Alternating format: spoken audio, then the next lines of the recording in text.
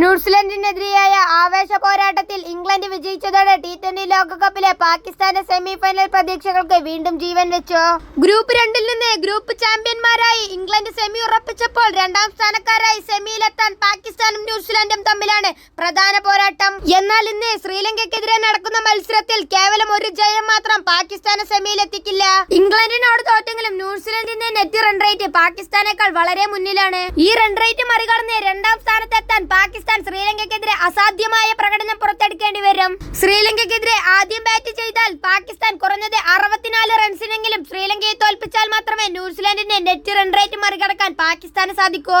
രണ്ടാമത് ബാറ്റ് ചെയ്യുകയാണെങ്കിൽ ശ്രീലങ്ക ഉയർത്തുന്ന ലക്ഷ്യം വെറും 13 പോയിന്റ് ഒരു ഓവറിനുള്ളിൽ പാകിസ്ഥാൻ മറികടക്കണം. എന്നാൽ മാത്രമേ പാകിസ്ഥാന് നെറ്റ് റൺ റേറ്റിൽ കിവീസിനെ മറികടക്കാനാവൂ. ചുരുക്കത്തിൽ ഇംഗ്ലണ്ടിന്റെ കാരുണ്യത്തിൽ സെമി പ്രതീക്ഷ നിലനിർത്തിയെങ്കിലും ശ്രീലങ്കയ്ക്കെതിരെ വെറുമൊരു ജയം കൊണ്ട് പാകിസ്ഥാൻ സെമിയിലെത്താനാവില്ല.